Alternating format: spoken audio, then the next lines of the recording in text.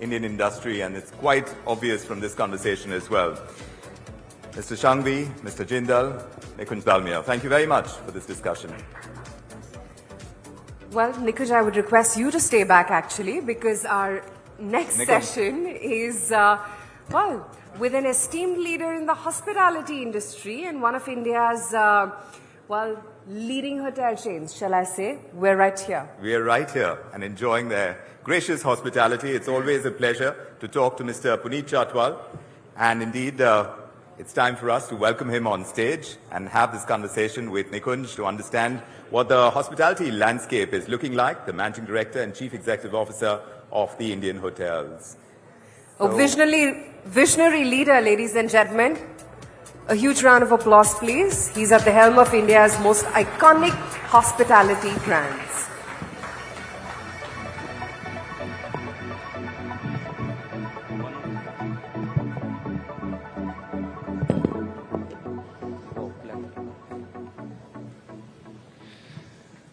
Guys, if you're loving the hospitality, let's clap for this man, CEO of Indian Hotels. ये तो आधी clap है, मजा नहीं आ रहा हॉस्पिटैलिटी में, तो और जोर से ताली बजाते हैं.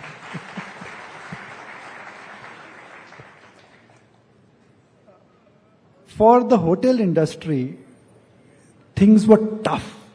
It was almost like a dark zone in COVID. So from a brink of survival, it was revival, it's flourish, and now it's high growth. What is happening and why is it happening? Thank you, Nikunj. I think there are several factors. Let me first say India changed. The way India managed the crisis was possibly exemplary for the world.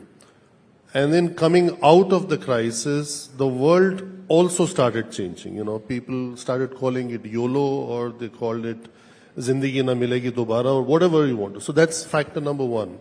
Factor two, hardly any new supply got built during COVID. So when your demand is strong and supply is restrained, then obviously your ability to charge is higher because the occupancy rates are good. So I think that's the second most important factor. The third, I think, is as good as it seems, I still feel the best is yet to come, because we are still very seriously lagging on the pre-COVID foreign tourist arrivals.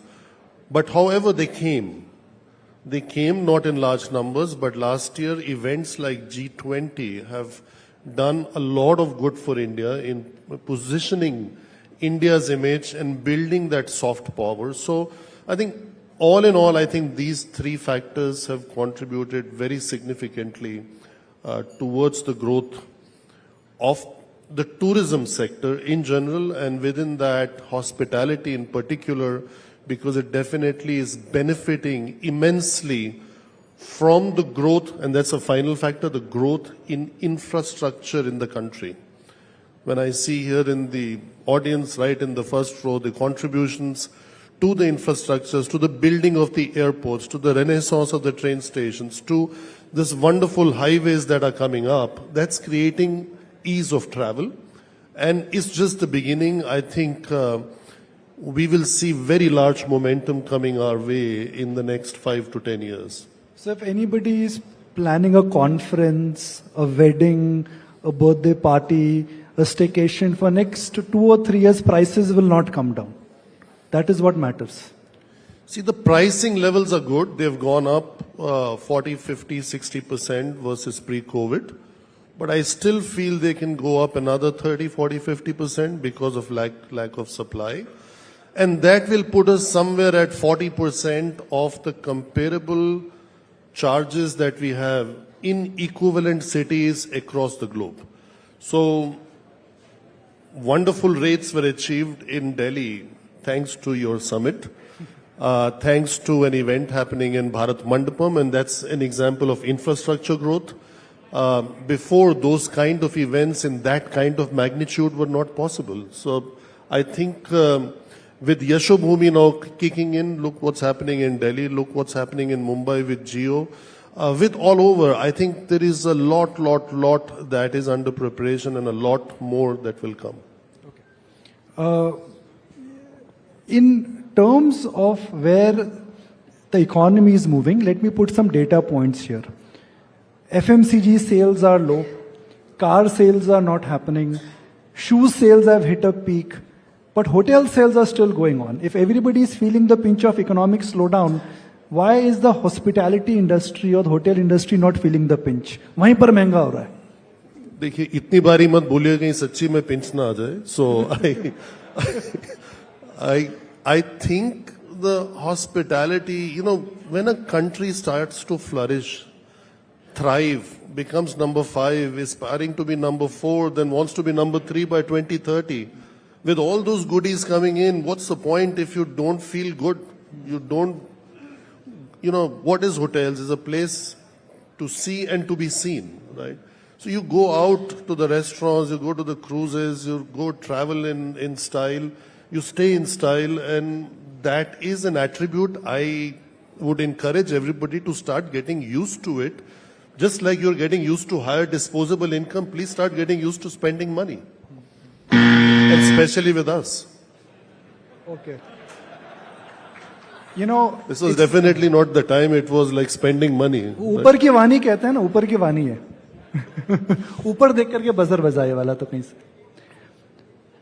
From Indian Hotel, what should we expect in next 3 to 5 years now? Because you've really reinvented the entire chain, which is cumin, ama, moving into low, I would say low hotel, ginger. What we should expect from Indian hotels in next 3 years now? I think we very proudly call ourselves the custodian of Indian hospitality. And it's very important that Indian Hotels, and that's how Jamshedji Tata called the company, when he founded it much before the first Taj Hotel was built in 1903, that we address the needs and wants of all customer segments and all customer touch points in the country.